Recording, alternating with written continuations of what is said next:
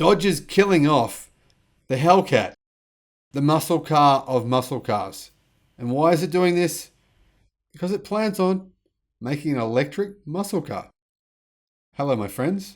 You are watching the Electric Viking. Welcome to the channel. Fantastic to have you here on board. Great to see so many new subscribers. Welcome to all of you. And welcome back to everyone else who's been on here on the channel for, well, a maximum of only 6 months. We've only been around for 6 months.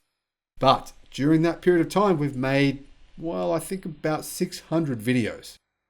Most of which contain information that you can't find anywhere else on YouTube. So make sure you check out some of those videos so you can learn a little bit or a lot, depending on how many you watch, about what is really going on in the electric car world, in fact, the automotive landscape all over the planet.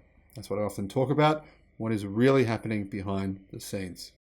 And one interesting thing that is happening behind the scenes right now is that Dodge will end production of its supercharged V8 HELLCAT models in 2023 as it transitions to high-performance electric powertrains. Now, I recently actually reported, a few months ago on this, Dodge said why they're going electric when they were asked, because obviously some people were angry about it. I wouldn't say the meatheads, but the petrol lovers, I understand. I know they sound great. They're pretty emotional, kind of cool in a way. But honestly, they are old. They are dinosaurs. That's what Dodge said. They said we've reached the limits of gas performance. There's nowhere to go. And guess what? Electric cars, well, that's where the future of muscle is. Isn't it weird to think that, right? That all the noise and the sound actually indicates something is slow. Seriously. Noise and sound in the future will indicate slow. Dodge's Matic HELLCATs will end production in under 2 years, ahead of the launch of long overdue replacements for the aged Charger sedan and Challenger coupe in 2024. It's part of a dramatic electrification push for Dodge, which will reveal its already teased electric muscle car concept in the first half of 2022 and its first plug-in hybrid late next year. Now, I, for one, I'm kind of excited to see Dodge's electric muscle car. I want to see what it looks like. Honestly, I quite like the look of the Dodge Challenger, the Dodge Charger. I don't know, there's something about them that appeals to me, but an electric version that's faster, even better. Dodge CEO Tim Kuniskis also said the brand will preview a very, very significant car at the end of 2022, though gave no hints as to what it could be. As soon as I find out, there'll be a video up on the channel. Motor Trend reports the brand will introduce various petrol-powered buzz vehicles in the lead up to 2024, when it'll introduce its first electric vehicle. Now, hopefully they haven't gone bankrupt by then. They still exist by then, so they can actually make some electric cars, because if they're really going to introduce new electric vehicles in 2023, then maybe they're brain dead. I mean, come on. Seriously, wake up. Smell the roses. They're gone. They're finished. Time to introduce your electric cars now, not in 3 years from now or 2.5 years from now. Now, in 2024, the current Charger and Challenger will be replaced with new cars on a new platform set to be the STLA large architecture that's understood to be an evolution of the Giorgio platform underpinning the Alfa Romeo Giulia and the Stelvio. Vehicles on that architecture will offer 400 volt or 800 volt technology and batteries measuring 101 to 118 kilowatt hours. Those are some big battery packs.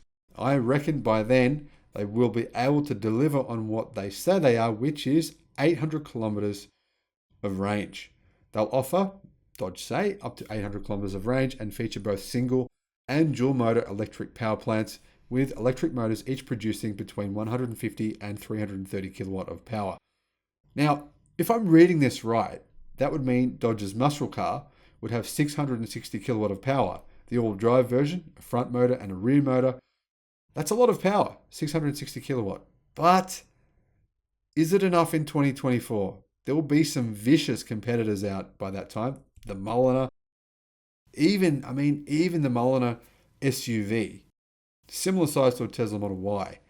That's going to come out in Tesla plaid rivaling performance for $70,000 US. That's what they've got to compete with.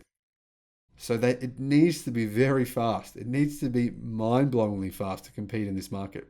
Mopar Insiders reports a dealer event a few years ago gave attendees a look at the next generation Charger's design, which reportedly hasn't changed in the interim. It's said to have elements of the 1999 Charger RT concept. Dodge has already tapped this well before with the sharp side creases featuring on the current Charger. Now, I really like what Dodge does with its evolution of its styling. I think Dodge makes some of the best looking vehicles on the road. Now, some of you might disagree with me, but let me know in the comment section below if you agree or disagree. Now, the Challenger, meanwhile, will be much more modern in appearance than the current car, while still using retro design cues and offering a much more spacious cabin than the likes of the Ford Mustang. Now, the outlet also reports that a mild hybrid version of the Hemi V8 plus a new turbocharged 3-litre inline-6 will be offered, indicating Dodge isn't turning off the petrol Bowser just yet. I personally don't think there's going to be much demand for any petrol vehicles in 2024. Let me know though what you think in the comments. The GME T6 engine, also reportedly set to be used in the Jeep Grand Wagoneer, will offer standard and high output versions plus a plug-in hybrid.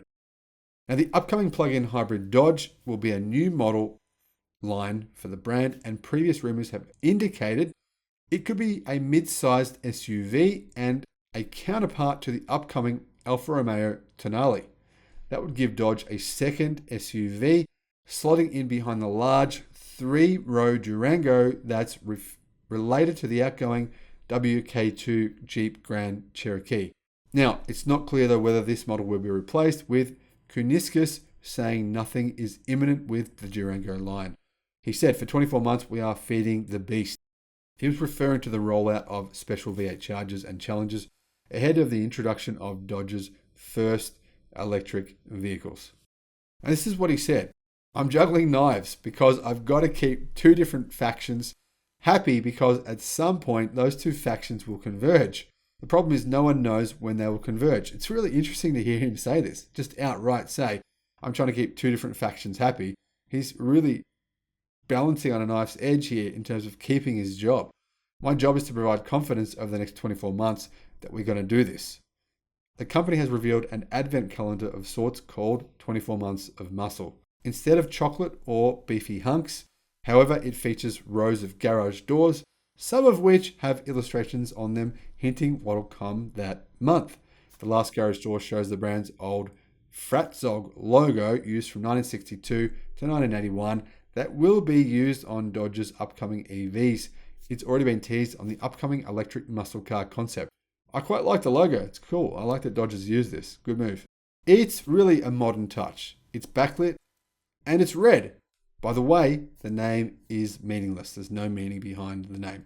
The company may be shifting away from petrol V8s, but it's serious about maintaining its performance image.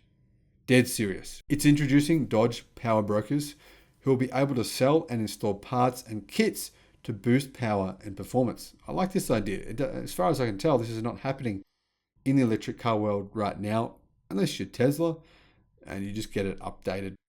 You get some more power updated over the internet and all of a sudden your car's faster. You can actually do that as well. Select with your Tesla vehicle just to pay some more money and get more power. That's probably even better than trying to fit some sort of performance aftermarket upgrade. Anyway, apparently this plan is starting with a pilot of 100 dealers, but Dodge says all of its 2,500 US dealers can become power brokers. Now, Dodge apparently has been trimming its lineup in order to focus more overtly on performance models, which makes the push to electric vehicles both a challenge and an opportunity.